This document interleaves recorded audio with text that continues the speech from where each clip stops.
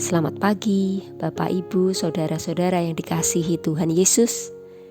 Senang sekali saya, Claudia Lasarusli, bisa berjumpa kembali dalam sapaan dan renungan pagi GKI Salatiga pada hari ini, hari terakhir di bulan ke-10 di tahun 2025. Sebelumnya mari kita berdoa. Bapa di dalam surga, terima kasih untuk hari baru yang Tuhan berikan bagi kami. Kami ingin merenungkan firman-Mu. Tolonglah kami, ubahkan hati dan pikiran kami seturut dengan kehendak-Mu. Di dalam nama Tuhan Yesus kami berdoa. Amin. Renungan pagi hari ini saya beri judul Salah Sangka. Ayat yang mendasarinya diambil dari Efesus 2 ayat 13. Tetapi sekarang di dalam Kristus Yesus, kamu yang dahulu jauh sudah menjadi dekat oleh darah Kristus. Suatu kali ada seorang bapak yang kehilangan gergajinya. Ia mencurigai anak tetangganya telah mencurinya. Selama sepekan, apapun yang dilakukan anak itu tampak mencurigakan. Mulai dari cara anak itu berjalan, nada suaranya, bahkan gerak-geriknya. Sampai suatu hari, bapak itu menemukan gergaji di belakang bangku kerjanya. Ternyata gergaji itu jatuh tanpa sengaja.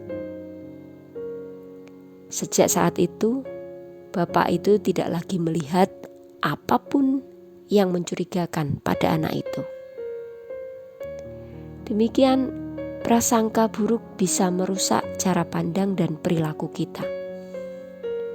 Demikian juga bisa terjadi dalam kehidupan kita sebagai keluarga.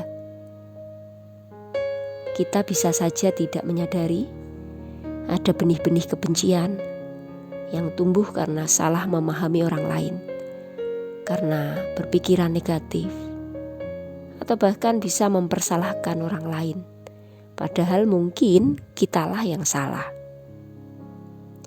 Kita bisa belajar dari kisah keluarga dalam kitab Kejadian. Di Kejadian 33 mengenai keluarga Esau dan Yakub. Yakub yang sudah menipu Esau dan mengambil hak kesulungannya tentunya membuat Esau sangat marah dan kecewa karena sudah ditipu, disakiti oleh keluarganya, saudaranya sendiri. Namun pada suatu kesempatan Yakub dan Esau kembali dipertemukan. Di sepanjang perjalanan, Yakub dihinggapi ketakutan akan pembalasan Esau. Dia sampai memecah rombongannya supaya tidak sekaligus habis dimusnahkan oleh Esau. Ketika Esau sudah terlihat, Yakub masih berupaya juga untuk melindungi orang-orang yang dikasihinya.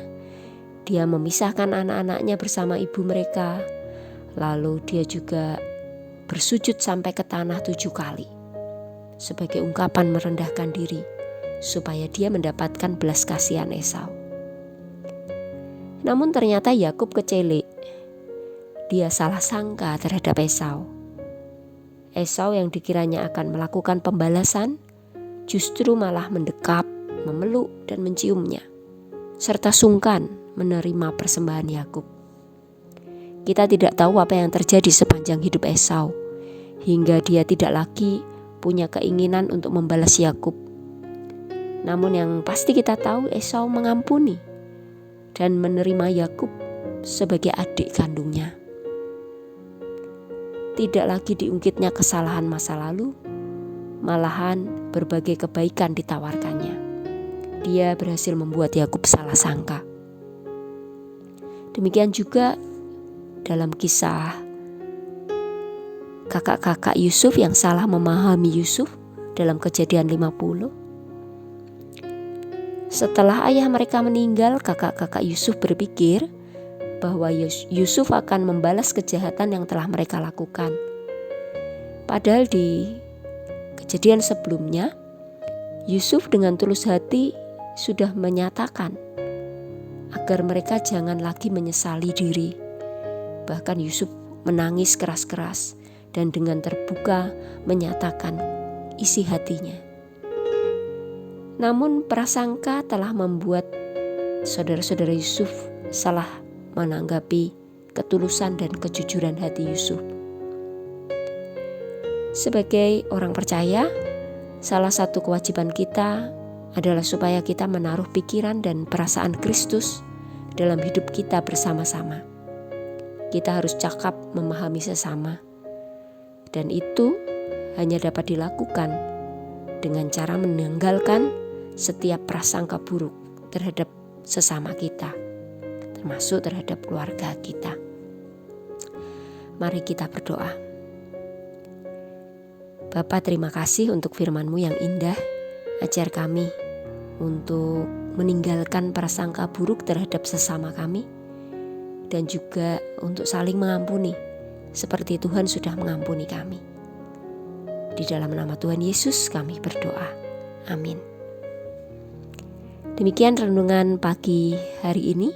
Selamat beraktivitas dan ingat selalu, prasangka buruk bisa membuat hubungan menjadi jauh, tetapi kasih dan pengampunan akan menjadikannya kembali dekat. Tuhan Yesus memberkati.